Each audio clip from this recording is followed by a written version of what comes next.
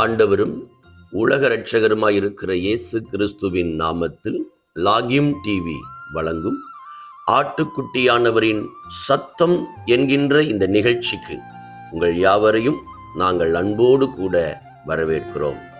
நீங்க சுகமாயிருப்பீங்க அப்படின்னு நான் நம்புறேன். பரிசுத்த வேதாகமத்தில் மார்க்கு எழுதின சுவிசேஷ புத்தகம் 6ஆம் அதிகாரம் 50ஆம் வசனத்தை வாசிக்க கேட்போம். திடன் கொள்ளுங்கள், நான் தான், பயப்படாதிருங்கள். இன்னைக்கு ஏசப்பா உங்களை பார்த்து சொல்ற ஒரு வார்த்தை என்ன தெரியுமா? திடன் கொள்ளுங்கள், பயப்படாதிருங்கள். இந்த வேத பகுதியை நம்ம வாசிக்கும் போது இயேசு கிறிஸ்து தனக்கு முன்னால சீசர்கள் கடந்து செல்லும்படி அவர்களை அனுப்பிட்டு அவர் தனிமையாயிருந்து அவர் மலையில ஏறி ஜெபம் பண்ணி கொண்டிருக்கிறார். சீசர்கள் அந்த படகுல அவங்க பிரயாணப்படும் போது காற்று அவர்களுக்கு எதிராக இருக்கிறது.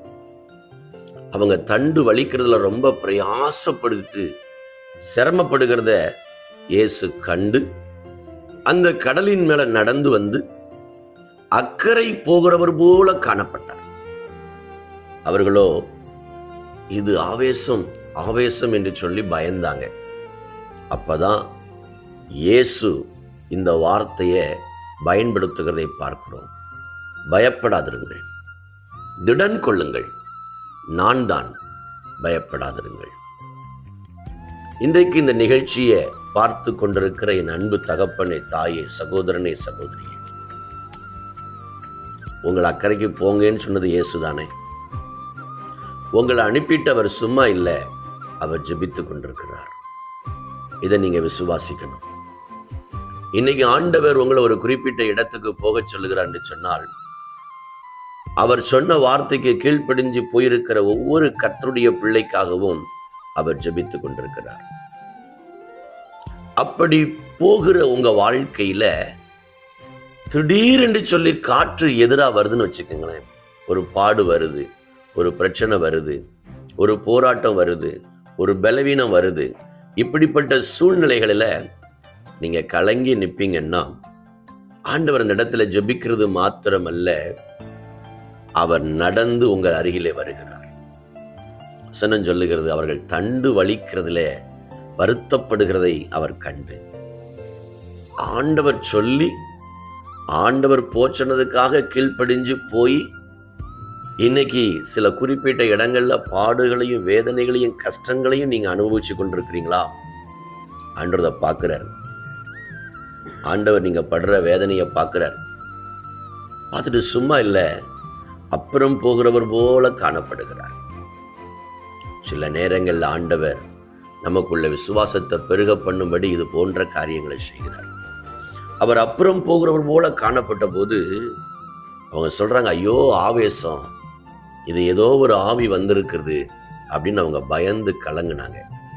அப்பதான் இயேசு இந்த வார்த்தையை சொல்றாரு, திடன் கொள்ளுங்கள், நான் தான், பயப்படாதிருங்கள். இன்னைக்கும் இதே ஆண்டவர் உங்களை பார்த்து சொல்றாரு, திடன் கொள்ளுங்கள், பயப்படாதிருங்கள், நான் தான். எனக்கு அன்பானவர்களே, இன்னைக்கு இது போன்ற சூழ்நிலையில் இருக்கிற உங்களை பார்த்துதான் ஏசப்பா சொல்றாங்க, திடன் கொள்ளுங்கள், பயப்படாதிருங்கள், நான் தான். எவ்வளவு அருமையான ஒரு வார்த்தை. திடன் கொள்ளுங்கள், நான் தான், பயப்படாதிருங்கள். அந்த வார்த்தையை அவங்க கேட்டபோது அவங்களுக்கு ஒரு பெரிய சந்தோஷம். அங்கு சொல்லப்பட்டிருக்கிறது, அவரை படவில் ஏற்றினார்கள். அப்பொழுது காற்று அமர்ந்து அதனால் அவர்கள் தங்களுக்குள்ளே மிகவும் பிரமித்து ஆச்சரியப்பட்டார்கள். அவ்வளவுதான். இயேசு உங்க படகுல ஏறிட்டா அந்த காற்று அப்படியே அமைதியாயிடும். இன்னைக்கு ஒருவேளை இந்த சூழ்நிலையில ஆண்டவர் சொல்லிதானே இந்த வேலைக்கு வந்தேன், ஆண்டவர் சொல்லிதானே இந்த ஊழியத்துக்கு வந்தேன், ஆண்டவர் சொல்லிதானே நான் இந்த பிஸ்னஸை ஸ்டார்ட் பண்ணேன், ஆண்டவர் சொல்லிதானே இந்த கல்லூரியை நான் தெரிந்தெடுத்தேன், ஆண்டவர் சொல்லிதானே இந்த காரியத்தை செய்தேன் அப்படின்னு நீங்க புலம்புறீங்கல்ல. உண்மைதான், ஆண்டவர் தான் போச்சு சொன்னாருன்னா உங்க வாழ்க்கையில எந்த பாடுகள் வந்தாலும் அதை அவர் பார்க்கிறாருங்கிறத நீங்க விசுவாசிக்கணும். பார்க்கிறது மாத்திரமல்ல, இறங்கி நடந்து அங்க வருகிறார். வருகிறது மாத்திரமல்ல, நீங்க அவரை பார்த்தே பயப்படுறீங்க. அவர் தான் உங்களை போக சொன்னார். அவரை பார்த்தே நீங்க பயப்படுறீங்க. இப்ப சொல்றாரு, திடன் கொள்ளுங்கள், நான் தான், பயப்படாதிருங்கள். அவ்வளவுதான்.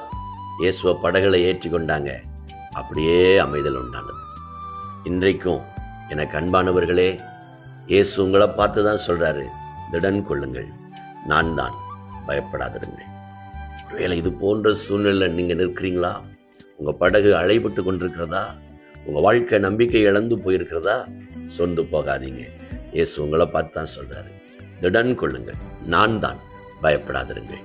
அவரை படகில் ஏற்றி கொண்டார்கள், அமைதல் உண்டானது. இன்னைக்கு நீங்களும் உங்க படகுல இயேசுவை ஏற்றிக்கொள்ளுங்க, உங்களுக்கு ஒரு அமைதி உண்டாகும்.